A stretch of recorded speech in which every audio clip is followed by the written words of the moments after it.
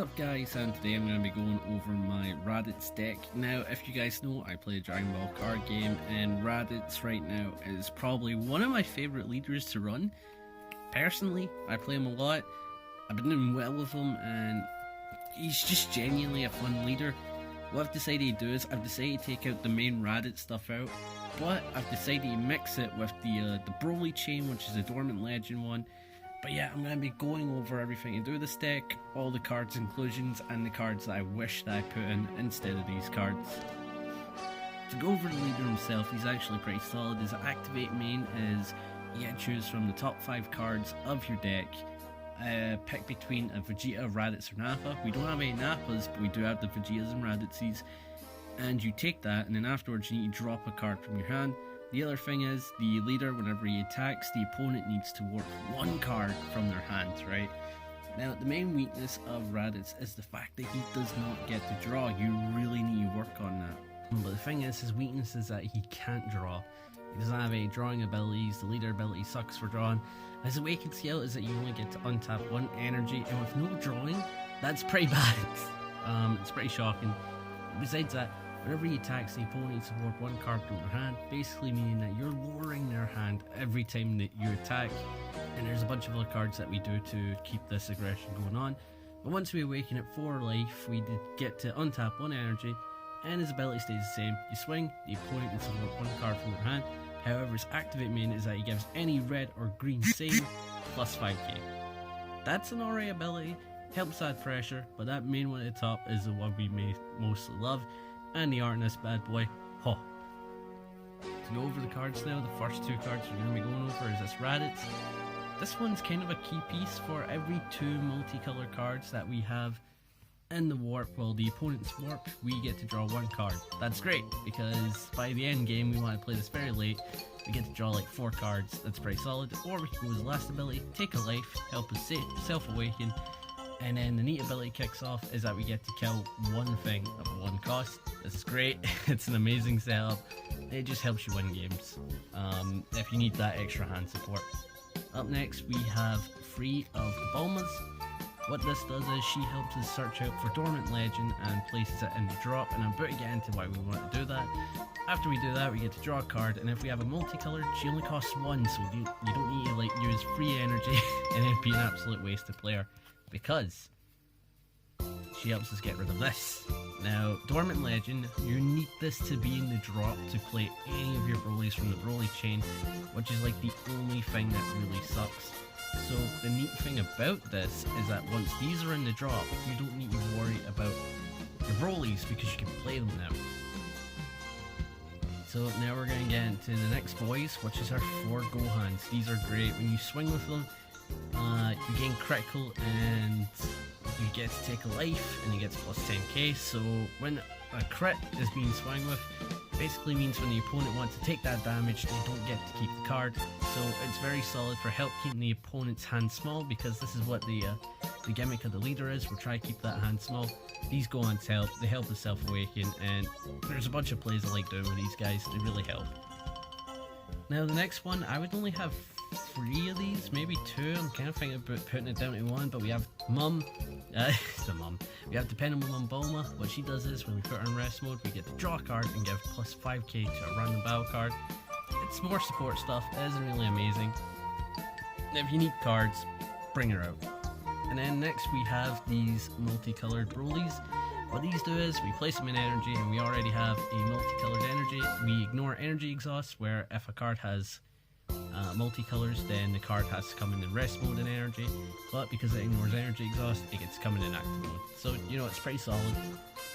Now, you might have already seen them, but the next 3 cards are Raditz. Now, this guy is probably one of my favorite plays in the game right now. I'm not gonna lie, I love this card. So if you already have a multicolored in your energy, which you will, you play him, or you can combo him, it's your choice, and he gets 1 taken off his cost, so he comes at 3 costs instead of a 4 cost, and his ability is worth it. You play him, and the opponent needs to show you their hand. So now you can do big brain plays. You know what's in your opponent's hand, and the messed up thing is that you get to take 1 battle card, so you can take anything except secret rares. and place it in the warp. So you have more cards in the warp for that 1-drop Raditz that I showed earlier. It's nasty. And the other thing is, if there's a multicolored energy, you get to take 1 off of his combo costs, basically meaning you have a red-green multicolor card that you can combo for free to bring out your Brolys and your Gogetas and your Beerus Champas, which is another card I plan on adding in. It's busted. It's a very good card. I like running at least 3 of these. I want to have 4 if I'm honest. But again, they're just great, and because your leader's ability to find the Raditzes, you will always have one in hand, in my opinion. Gotta have a kebab and you keep cutting myself out. You ever get like the really wet but dry mouths? They're the worst. But yeah, up next is this little bastard. If you have a multicolored, you get to play him for free, and he's a blocker revenge, basically meaning he block any attack, and because he's got the ability revenge, whatever attacks him will die. It's a solid combo. But yeah, up next is the best super combo in the game, Paragus. What this does is, if you're at 4 health or less, which we will be at, you combo it, you get to draw 2 and send 1 card you don't like to the warp. It's solid, it's a good backup. Every green deck should use this. Up next is the Chi-Chi's Motherly Majesty. God, it sounds like I had a list, so fuck that up. Motherly Majesty. Hard to say. MM, 8 alliteration. What these do is, if you have 2 multicolored cards, which we should do, if we don't, it kind of sucks, we get to draw a card. Very good ability. I like to place a Broly in energy, and then I like to place my multicolored Broly that just comes out for free. Now up next is probably the nastiest card. Sorry about that, I got a bit distracted. But up next is probably the nastiest card in this deck, known as Vegeta the Crow. What he does is, you tap 2, you play him during your opponent's turn, and if they go to play something that is a 4 cost or less, you get to kill it. Well, you get to choose anything on the field that's 4 cost or less, you get to kill it, and the opponent needs to warp 1 from their hand, helping us get that ability that we want with Raditz, and it is busted. This card I have in here for backup. It gives something double strike, which means it will do double damage, and it's plus 10k, so you know what? Solid. Up next, we have 4 of these Brolys. These are great cards, especially this one. Look at the R in that bad boy. But yeah, what they do is, if you combo a green and a red, you tap 2 energy, just 2, a red and a green, and bring them out. And when you bring them out, you give 2 cards minus 15k, which is pretty mad. Ignoring barriers, so you can kill anything that's a problem. So if you're dealing with an Ultra Instinct deck, I would want to bring this guy out like turn 2, turn 3. He's solid, he's great, and he's 30k. His second ability is when the opponent goes to combo, you can only do this once per turn by the way, you can get rid of 1 combo card. Now how this works is, you go by each combo card one by one, so until you pick one that you don't like, you go for it one by one, you get rid of it, and then for the rest of the turn, you don't get to do that. And then during your defensive turn, you also get to do it, so it's actually pretty busted. This Kaioken Goku I like to play late game, bring him out for 2 with the same arrival ability as Broly, and you take a life, and if you're on 3 or less, it becomes dual attack, double strike. Dual attack means he can attack twice, dual strike means he does double damage. It is solid, it's really good. In this game you have 8 life, and he'll just wreck it at the end of the game. Up next is Gogeta. He has the same thing, except you bring him out for 1, he kills a 4 cost or less, and he's double strike. It's like you don't need anything else. He's a solid backup unit. And then up next we run 4 of the best green negates in the game. Shocking Death Ball, you negate an attack, kill something 2 costs or less, and if you need to, you can actually take a life to do it if you have Sparking 5, which is 5 in the drop. It's a very good negate, and it just stops pressure altogether. And up next is the money card of this deck. The Super Saiyan 3 Scramble, Raditz, Vegeta, and Broly. When we use our leader's ability to search for Raditz or Vegeta, this counts. You can pick this guy out, he's busted. You play him for arrival, you tap 5 energy, and then you need to take 1 life, credit, get rid of it, you don't get to keep it, and the opponent needs to get rid of 2. So what I like to do is, I like to swing with Raditz, the opponent needs to warp a card so their hand is already lowered, and then play him through the Raditz that's already on field. Where is he? Yeah, this Raditz will already be on the field. I like to combo him from the field, and then bring him out. And if this doesn't kill the game, then the attack that's going through, I like to combo like mad and finish on that attack. And because there's a Broly on the field, and because they're on the field, they get rid of 2 combo cards.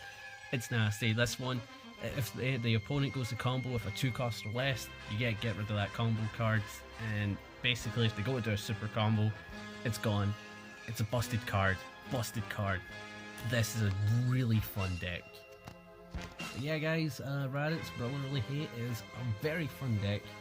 I don't know if he's good, I don't think he's meta, but if you want to try something different, I would definitely try out Raditz for the game. If you're new into the card game, Raditz is a simple leader that you can get behind, so if you want to pick him up, definitely. The other thing is, I'm going to suggest a bunch of cards that they should put in, or you guys should definitely put in, that I don't have, and if you have it, you should. One of them is the Beerus Champa. You play him, kill something 3 costs or less, and give something double strike. So here in this deck, for example, I would bring out the Broly's first, bring out the Beerus Champa, kill something, and give Broly a fucking double strike, which makes it busted. The other card I would add is the Super Saiyan, the Great Ape Vegeta. When you combo him on, the opponent needs to get rid of everything that's 15k or less if there's 4 battle cards on the field. A very busted combo, and yeah, it's just a very fun deck. Really well worth the play. If you guys really want to try something new, and you want to try someone that's not really got much love, give it a Raditz. The boy deserves it. Anyway guys, that is my video on the Dragon Ball card game, playing with my favourite deck, the Raditz deck. If you guys want to see more deck profiles, go ahead, let me know in the comments below. If you guys really enjoyed the video, leave a like. If you guys really enjoyed my content, and subscribe for more. Definitely going to be playing Dragon Ball Z Kakarot, and I'll catch you guys in the next one. See ya!